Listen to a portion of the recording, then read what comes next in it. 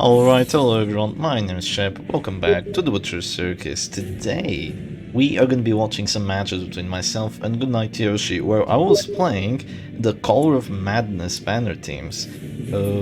I was playing just the first one, so I will probably have a thumbnail built around that. I haven't made it yet, but we are going to be playing Leper, Grave Robber, Doggy, and Arbalest now. You don't usually see these characters together because they're not really a good fit, especially Leper and Houndmaster, because unless you're playing a Stress Leper team, you don't really bring them together for damage, but that's what we're doing today. So we have Leper with 2 accuracy trinkets because without any other accuracy buffs, he's really gonna need that. There's also Revenge, and you know, Yop might actually kind of scare us here. And let's keep in mind that we're playing against Hellion Plague Doctor, so if this team loses, Color of Madness banner teams are just absolute trash, but alright, yeah, we do have an Arbalest which does have the mark, so she is gonna be able to get some one-shots hopefully. And we'll go for an instant flare, that's what I did, just to get rid of the Yop debuffs and also to get rid of the stun, so I felt like that was a solid play. And now we're gonna go for a guard onto this Arbalest. So we're playing quite defensive here because I don't trust my offense enough. I felt like just being a little bit defensive here would have really helped me. Because, you know, getting rid of stun, getting rid of debuffs, going for guard was just gonna make sure that we don't get debuffed harder, make sure that we take basically 0 stress. It's overall just gonna be a fun time. And we're gonna start spamming those flashing daggers. So we do have well-balanced stiletto and finisher on this Grave Robber. We saw that in a video like a week ago, maybe not a week ago, maybe just a few days ago, but it was quite a decent combo, so we're going to be going for that again today. And now we're going to start off with a nice and juicy chop. So because we do have all that accuracy, you see me highlighting it, we are still able to hit that Abomination pretty hard, but we're going to have a little bit of a hard time here because he's going to get a heal for 10 and there's 3 heals on my opponent's side. So I have to decide which one I want to hit with right now. I have to do 10 damage because the Musketeer did heal for quite a bit, even though 10 is the min roll with that trinket. So now I'm just gonna go for the sniper shot, and there we go, that's 19, that's way more than enough. But now the Plague Doctor is gonna heal, and the thing is, how could this be avoided? The only way this could really be avoided is if I had Purge on the Leper, and in hindsight, you should bring Purge on the Leper, because this team has absolutely 0 disruption, and that sucks for damage teams, because damage teams want disruption. They want to stun the characters that guard, they want to stun the characters that heal, they want to change their positions around, mark them at the same time, and since you don't have Bounty Hunters, since you don't have Crusaders, since you don't have Abomination, this is just a really sorry team, you know, it's kind of what it feels like. These banner teams weren't made to be competitive, they really weren't. I don't think it even works in the base game. I mean, do these characters work well together?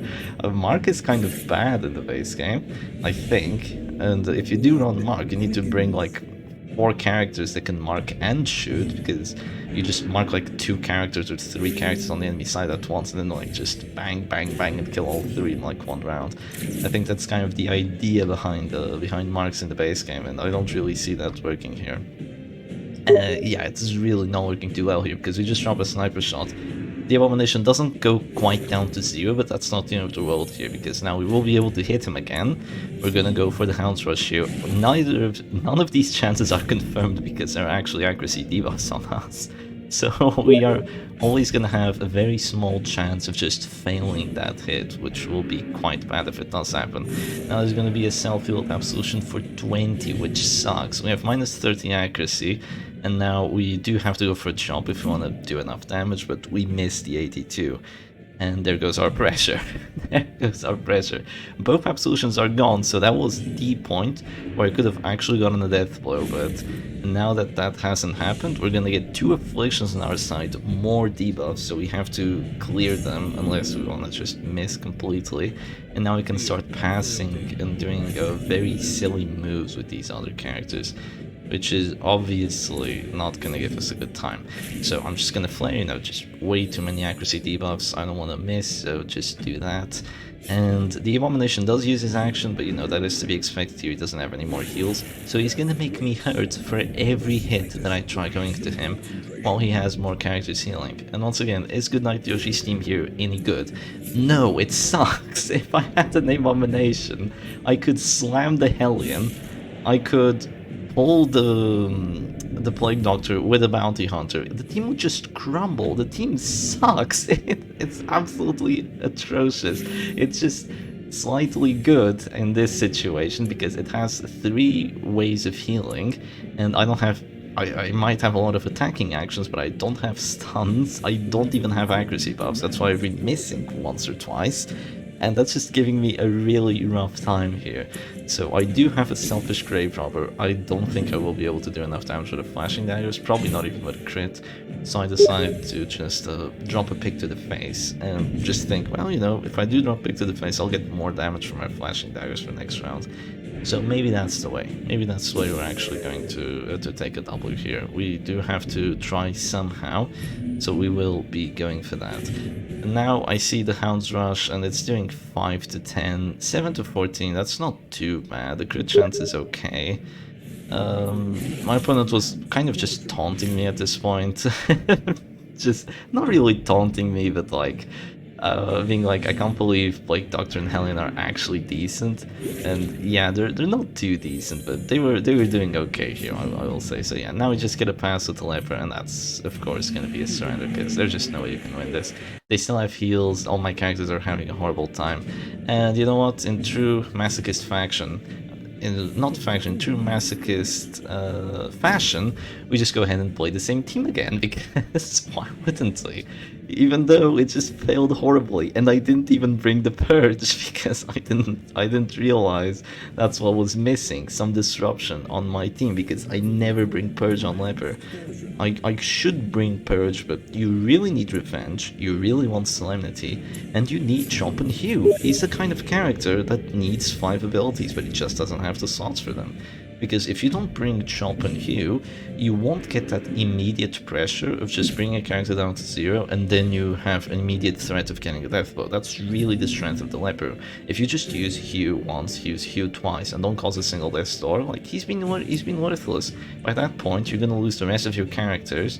But like, just 1 or 2 characters is enough that on your side just die, or you're gonna start getting afflicted or something, and then you're never going to be able to recover from that because you didn't cause enough kill pressure immediately, which is what you need to do. You need to make it so your opponent doesn't kill your characters. Of course, if they are playing with any kind of mark team that has like a Crusader or something, if you get a character disadvantage because you dropped heal like twice, then you know you're just never going to be able to get the kills again because they'll just heal after your chops, and it doesn't matter if you do like 30 damage with it, it won't be enough. And if you don't bring Hugh and bring only Chop, there's going to be some situations where you really wish you had Hugh to just bring a character back down to 0 and also get pressure going on another character, like for example after a heal, and you're just not going to be able to do it. You're just going to have to go for a Chop, and you'll feel all your damage go to waste as you're essentially just another attacking action, even though you took the risk of playing Leper, which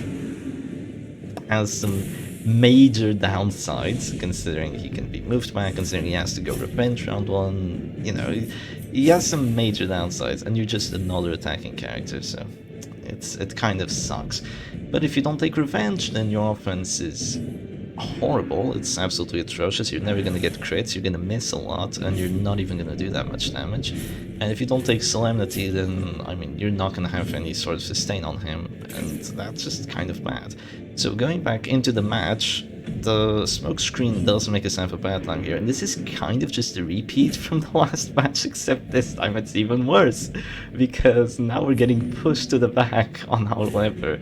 I basically told my opponent, forget you have ranging shot, and Goodnight Yoshi forgot they have ranging shot and didn't drop it to just get rid of my stealth. So thank you very much for doing that, that was quite nice of them.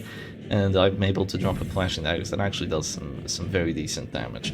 That is kind of the strength of the Shadow Fate plus flashing daggers. It is gonna hurt. It is gonna hurt quite a bit. Sadly, we didn't get any crits on it. Would have maybe dropped the character almost to death's door. With only 31 accuracy, I mean only 31 HP, we could have dealt enough damage. Probably not, but close. Very, very close. There's gonna be a patch up now, just kind of preemptive healing here, but that is smart, because I do no longer have my Arbalest and my Lepers all the way in position 4. I did get quite unlucky with getting pushed back twice, I will say, but you know, there just isn't much you can do about it. And of course, because I'm playing a banner team, I can't bring any sort of accuracy buffs because, you know, this team would kind of benefit from a musketeer, just to have that ranging shot, like, that would help a little bit. It would also maybe benefit from being played as a stress team. Maybe I just went about it wrong, because mark teams need to be really efficient, because if there's like one weak link in the chain, the team just doesn't get kills, and if you don't get kills, you don't win, because that's your win condition, it's getting kills, it's not doing damage. Some people think, oh yeah, they do so much damage, that's how they win. No, they win because they get the kills, not the damage. Damage doesn't get you anywhere. But if you can't get the kill, if you're really close but you cannot get it because there's too many heals, there's too many guards, there's too many whatever, you're just never going to be able to win. And if I did play this as a stress team, it would be more likely that we'd have a better time, because weird stress teams have a better time than weird damage teams, because they can still do stress with like most of their abilities, and if you do a lot of stress, you're still gonna win. So here I just drop a chop, the doggy is gonna go down to 0, but once again there's 2 healers on my opponent's side, and now it's not even a Plague Doctor heal, it's a Musketeer and the Vestal just got a crit Dazzling Light, and you know what that means, right? After you get a crit with the Vestal, you get plus 25% healing skills.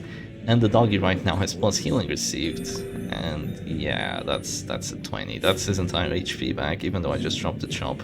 Now I could drop another chop and he will go down to 0. That is definitely a possibility, but I just drop a pick to the face here, probably out of hopelessness, because I don't want to get my Arbalist out of position either. Because the doggy, yeah, I mean, the character that looks the weirdest here is actually the dog. Like, no doubt, because Damage Dog is kind of a meme already. And to bring him on a team like this that suffers a lot from positioning is even worse, because if I had like a Jester there, then we'd have a better time. We could still finale if the leper goes out of position. We could do a lot of stuff. Like all 3 of the characters that would be helping the leper would basically be able to just bring him back into place without just having to move around. You could Bola, Shadow Fade, and finale. You'd have those 3 abilities, like the holy grail of abilities to make sure the leper isn't useless. And you'd also have Battle Ballad, so you'd actually hit, and you could ring Snuff on him if you did want to. So here, characters are taking a lot of damage actually. The Hound's Harry has been hurting a bit more than I thought it would. We're gonna go for Hound's Rush here, which does do 23, which is a very big roll. Look at the damage on that dog, 13 to 25. It's kind of crazy because Hound's Rush literally doubles your damage. Sniper Shot only increases it by 50% against marked, but you know, it still has a plus 25% damage mod base, which is kind of ridiculous. And of course the crit chance also goes out to a zoo, but I did not get the crit nor a high roll there, maybe because my Arbalist went selfish, and now my kill shot is once again gone. I just didn't do enough damage. And my opponent is once again saying, "Oh, should I punch you or something, or what should I do?"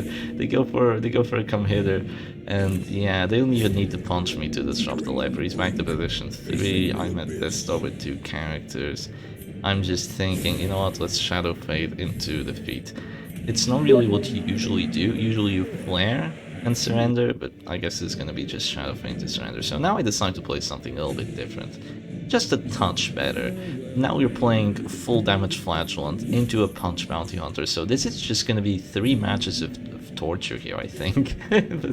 this one's gonna go a little bit different, let me tell you, because now Yoshi is also playing kind of an interesting team. This is a punch bounty hunter team, like all the way. He has Tiger Finger and the grappling mitts, so he does have a lot of stun and daze chance, so he's gonna daze me pretty much all the time. But that's okay, because he's not gonna get every single move he wants. So we have here what you usually bring when you want to hyperbuff a character. So you guard someone with your dog, you spam command, and you also use Emboldening Vapor on that character that's being guarded. And tonight, that's gonna be the Flagellant. Usually you'd bring this like with a Hieroman, or with maybe even with a leper, but I wouldn't recommend the leper. He really needs other guys to support him. Not in a damage way, but in like a follow-up way. So yeah, we've seen already leper failing today. I didn't want to see him fail so hard, like 3 matches in a row. So yeah, this isn't a banner team. This is not a Color of Madness banner team. I just did the first one, and I'm not sure if I want to continue. I will have a look at the other teams, and I'll figure out a way of making them feel a little bit more playful. So here I'm just gonna move back after I get disrupted, because the doggy doesn't really have anything better to do, and putting the Flagellant back to position is just gonna help us quite a big bit. Having the emboldening vapors on our Plague Doctor means that we can use it twice on our Flagellant, and even though the mana round just called stunned because, you know, Brass Knuckles slash Tiger Finger, however you want to call it, is just that strong, we are going to be able to finally use our Flagellant action. We're not going to have any crit chance because we did get hit by a smoke screen earlier, but that's not the end of the world here. That is absolutely not the end of the world. We're probably going to get hit by another smoke screen or something, but there's just going to be ranging shots for the accuracy. The thing is, even though Yoshi's team has a lot of disruption, this is just a classic case of disruption teams kind of not being as good as you'd think, because they can disrupt me a lot, but they don't have anything to actually get kills. They don't have anything to actually put the squeeze on me, make it so I have to heal my character or they will just die. Of course there's a bounty hunter there, and the Crusader Abomination will do some serious damage after a while, but it's gonna take them ages to actually knock me out. So here I somehow actually resist the daze, and now I'm gonna go for the Ring of Sorrows. We're still not doing a lot of damage. I mean, 13 on a Punish is quite good, and 4 and 5 on Ring of Sorrows is not too shabby either. But you will see we're gonna do way more damage this match, you will see, because we do still have all the command buffs to spam onto this Flagellant, and once we do that, you can get that damage up to plus 100%, and you can get plus 16% crit rate on the character too. And of course you're never gonna miss, you get plus 80 accuracy on it, so with plus 80 accuracy and plus 20 accuracy from the emboldening vapors, like even Exsanguinate is gonna have 185 accuracy minimum, which is just insane. 185 accuracy, yeah, how could you ever miss that? You'd need to have a shield breaker.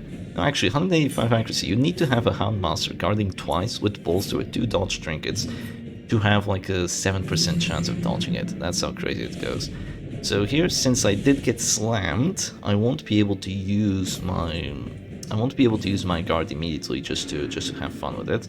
So instead I just start dropping bellows, because if I do manage to reduce my enemy's damage here, I will be able to just sustain for way longer than they want me to.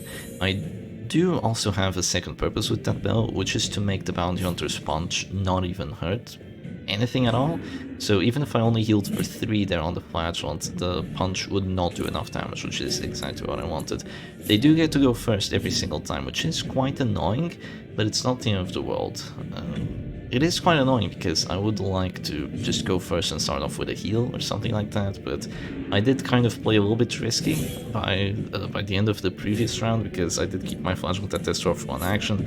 That's because the Musketeer was the only character left with an action on my opponent's side, and what that meant was they would be quite unable to just kill me, because they only have ranging shots and Smokescreen as like the offensive abilities. So here in Drop a Rain of Sorrows, we're not doing a lot of damage. The thing is, damage buffs on the Flagellant are kind of a meme, because if you look at it in the base game, if you get like a plus damage quirk on him or something like that, it's like, woohoo, plus 1 damage on his abilities. He's not really a damage focused character, he's more there to get bleeds. But you can make him do a lot of damage, especially if he goes Rapturous, but spoilers, that's not gonna happen, because I have Content of Absolution. Yeah, it's not really a spoiler, you can expect that. But he does do plus damage if he does get dropped close to Death's Door, and also gets more crit chance, and at Death's Door, he gets even more damage and more accuracy, so we might be able to just do a crazy ton of damage here. So now comes the ranging shots. I think we do have a Bianca appearance on the show. Yeah, calling my videos a show is quite interesting. But yeah, I'm not sure if you can hear her. Let me shut up for a second. Oh, no, I'm not sure if she's audible. It would be nice if she is. I always love to hear her bark. It's usually because she's just curious about something. She heard some silly noise and she's like, what happened? Okay, the Flagellant is dropping down to 0 here because the punch still did do 1 damage, and now is gonna come something that I haven't really been able to replicate for quite a while, which is when you have a Flagellant in position 4 and you can't move him forward, because there's a bounty hunter would finish him. So I did this once against Mike Field like 2 years ago, Probably no one remembers, even I barely remember it, but we were playing a match and I had kind of this really, really weird DOT team where I brought a bounty hunter in just to drop the caltrips and then to get like confirmed death blows. And with the uppercut, I was able to punch Mike Field's Flagellant to the back, and then I remember listening to him because we were both playing and he was streaming, and I was just listening to him chat. Maybe I should do that sometimes. I should stream and do viewer games. Like, I've always thought that was pretty cool, so maybe I should do that one day. But yeah, we were doing viewer games, and I was cheating a little bit. I was listening to the stream as we were playing. Of course, I wasn't...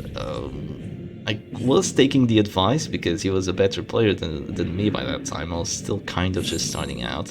So yeah, I was taking his advice and just listening to the things that would really annoy him. He'd be like, oh no, please don't do this, and then I'd do it. So that was pretty fun. And what happened was he had a Flagellant in position 4, and now you kind of want to move forward and then drop an Exsanguinate. But the thing is, if you move forward right now, you literally die to the finish him. But the situation here is only going to last for like this one action. But during that time, the Flagellant had to stay in the bag for like 4 rounds in a row, because if you moved forward, you would just get hit by a finish him. I think that maybe I didn't have come hither or something it likes. I have no idea. It would be nice to find that game and be able to maybe like review it 2 years into the future just to see what silly things you were doing, because we both had very silly teams. People played a lot of silly teams back then. At least, no, they still do play silly teams, but teams then felt even more silly because I hadn't seen them before. So there's that. Here I get to just drop the Hound's Aries, so Hound's Aries is just a really solid ability with the command buffs, even though the doggy isn't really the focus on these sort of teams, because you're dropping so many command buffs or for your character, for the character that you're gonna hyper buff. The Houndmaster, if he does have to drop a Hound's Aries, he is still gonna hurt quite a bit, even though he doesn't have any real offensive trinkets apart from Monkey's Fall. But look at all those crit buffs, and look at all that damage that we're getting. Because the Plague Doctor is actually guarded, and because we dropped the command, I remember telling Yoshi here, incision coming. I just told him that in the chat, and boom, immediate crit incision for 18. There's going to be a heal after it, but the incision will come again, and it is gonna hurt that bounty hunter even more until he goes afflicted. So here we just drop more balance because there's still no guard onto the Flagellant. I do still want to do that, but it would be nice to make that Abomination use his transformation again. I would really like to do that, because after he uses the transform twice, he won't be able to break the guard anymore. The only way he'll be able to do it is if he stuns my character that's guarding. But to stun the doggy, you need to have a good amount of accuracy, and with the Crusader, there's no way that he's ever gonna hit my doggy, unless he drops like 3 ranging shots in a row, and then he has almost a 50-50 of hitting the doggy after guarding, but even then it's still quite unlikely. So they're gonna go for, let's see, what are they gonna go for? They probably want to prevent my Flagellant action, and yep, there they go for the Sunny Blow, and there goes my action. If you do something like this, maybe you should bring Snuff. People also bring Arbalist in these sorts of teams, just so if their main character gets the MVP, right? If they get stunned, they are able to just flare it or something. But if you do that, then you're not going to bring the other characters, and that's just kind of a little bit sad here. So I do drop a guard here with the Man-at-Arms, and this is a very interesting situation because we're both kind of trolling a little bit. We're both playing weird teams, right? But we're both playing this quite seriously, and I have both my frontline characters guarded. I'm gonna go for another incision, and look at that, I told you, incision coming. Getting a crit 18, completely making that preemptive heal onto that bounty hunter. Just completely useless, which was really good to look at. And here I was expecting a slam, but no slam came. I really wanted a slam there because after it happened, after another Bellow or a Hound's Harry, he would just de-transform on, like, not on purpose, but he would forcefully de-transform, and then he would no longer have that transformation, so he'd be completely unable to break the guards, and I would be really happily spamming my command buffs to just do way more damage with my abilities. So there I do let go of the guard on the Plague Doctor because I felt like she wasn't in that much danger anymore, and I just drop a Hound's Area to get to the affliction through. So the Bounty Hunter goes for a punch on instinct, so on the act out, and doesn't do too much because, you know, he punched the Flagellant there. Could you... Like, the thing is, at this point, it would literally be better to just punch the Plague Doctor. Like, punching a Plague Doctor to the back being a good play is something that doesn't make any sense at all, but that was actually the case here. So the Bounty Hunter refuses to heal because he's paranoid. People like paranoid, I don't. I don't know why people really like paranoid all that much. I mean, yeah, sure, gives you dodge, but your damage goes down significantly. You start saying no to a lot of character actions, you do a lot of bad act outs, you hit other characters, you go for random moves, like it's just a horrible affliction all around. Moves you back sometimes too, which can be bad. And yeah, says no to another heal. I think the chance of that happening is at 33%. Don't quote me on that, but that is what I think. Here I'm just gonna go for another deathblow. I'm gonna go for the incision. I'm like, should I take it? Yes, let's do it. And we go for the, what was it, like a 55, and we still don't take it. That Bounty Hunter does not want to go down. I mean, why heal if you have deathblow resist? That's kind of what I was thinking to myself here. The Bounty Hunter just doesn't want to die, and I'm quite surprised Yoshi hasn't used his final Bounty Hunter action. Just so adamant that the BH will survive because he was just refusing the heals that, you know what, like, if you just want to chill there at Death Star, like, go ahead and be my guest. But now I'm gonna go for the Houndsary. This one is quite likely to be the kill. It is a 70 if we do hit. And there we go, we do get that hit, and that's gonna be no more Bounty Hunter. So he survived for way longer than he should have, but justice was dispensed in the end. So now what I'm gonna start doing is dropping the command buffs. I'm gonna change the guard onto my Flagellant, and I'm gonna do, hopefully, an insane amount of damage to my opponent's characters. Even though the battle is already kind of through at this point, because they've already lost one character, they do have Virtue Chance on that Abomination now, so that could maybe turn the match. You can see my buffs right now. I have a lot of buffs. I have the 2 Emboldening Vapors, so that's plus 50% damage. I have plus 50% damage from command, and I have plus 20 from being below 40% HP. And with crit chance on top, we have like an extra like 18 because of the trinkets and abilities. So now we're going to be going for that. Maybe a Punish, maybe a Rain of Stars. We're going to see how much damage we do. At this point, I told Goodnight Yoshi, Rain of Stars for 9 incoming, and would you look at that, Rain of Stars for 9, and they said Shep is scripting. I'm not scripting, but I kind of just have good knowledge about how much damage you'd be able to do, and just looking at the damage buffs that I had, looking at the potential of getting like a crit on that, I just thought like, I don't think it's gonna go to 10, probably like 9 on the Rain of Sorrows. And that's exactly what we did. Now, of course, what goes around comes around, and they get a crit for 20 with the heal, so that's fun to look at. And here I'm probably just gonna say screw it and go for the Houndsary. Is that what I'm gonna do? Or am I gonna try guarding this this Flagellant here? Am I gonna try healing? No, I'm gonna go crazy. Yeah, I am gonna go crazy with the Houndsary. That is definitely very crazy of me, considering I had an abusive Houndmaster, so minus accuracy, minus dodge, and also a chance to move yourself forward, which would have been nice here, because then the Plague Doctor could heal the doggy. That would have been really good to see, but just quite unlucky not to move forward there with the abusive. Of course, some people believe that abusive can't move forward. I think those people are skeptics. And you should not succumb to your skepticism. Abusive can move forward. I've yet to prove it, but it can move forward. Maybe this match, we do have an abusive, so maybe it will happen. So the Crusader is almost at the resolve check. Would be cool to see him go virtuous. He is gonna go for the Inspiring Cry, so he's gonna have 45% virtue chance if I do try getting it. And I already have 2 buffs on there, onto that Flagellant.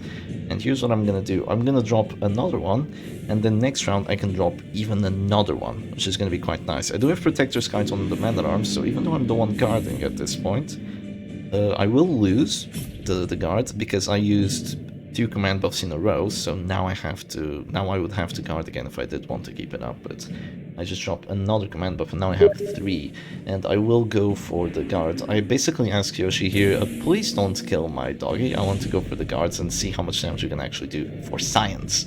And they basically said, smoke screen will decree, and I guess they just left it down to the smoke screen. If it got the kill, then screw you, Shep, you're not gonna do your funny and silly experiments. So now we have a Flagellant close to Death Store, 8 to 18 damage. I am gonna drop a redeem here, which is quite weird, but I guess I just want to keep the doggy alive because I don't trust Yoshi not to kill the doggy if he's at 0 HP. And I will still have 4 command buffs for next round after I drop the command, which is gonna be really, really fun. Hopefully I don't get hit with a stun here, but I don't think Yoshi is that mean. I think they do also kinda wanna see how much damage the Flagellant's gonna be able to do. Keep in mind that if I had something like Madman's Collar, so that would be plus 30% damage, or is it 25? No, it's 25 all inflicted. I would have basically plus 50% damage from affliction. I could be at this store, I could be close to 0 HP, and I could have even another damage trinket, maybe something like the Confessor's Gauntlet, to get plus 15% damage versus bleeding and plus 5% crit. That would be really insane, but even worse to set up than this, because you'd have to get your Flagellant afflicted while trying to guard him and command buff him, so it would be very, very impractical to achieve, but definitely a possibility. So now we are going to be doing a lot of damage. Yeah, we have plus an insane amount. We're doing 10 to 23 damage on the Musketeer.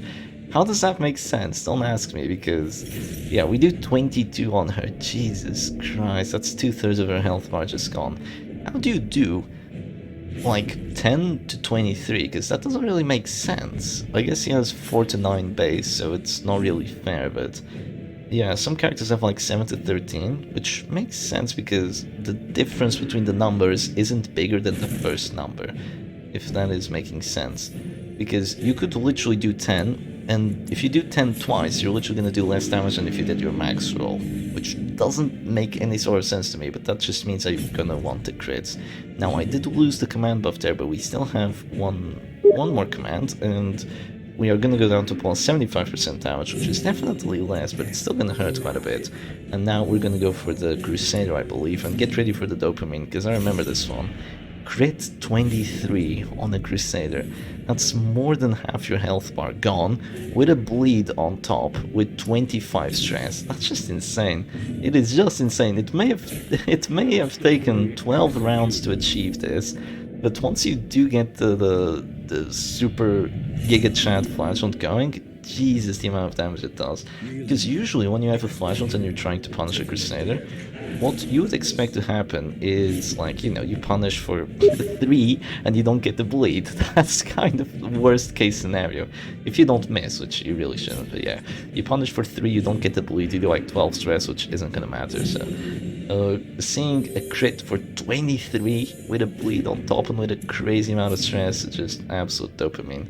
So now I'm just gonna drop another punish here. I only have 2 command buffs at this point, but crit 24 on the Musketeer. Even though I lost the command buff, she doesn't have prot, so it hurts even better. It hurts even better, and the Crimson Hook just making us do an insane amount of stress, getting a lot of crits too.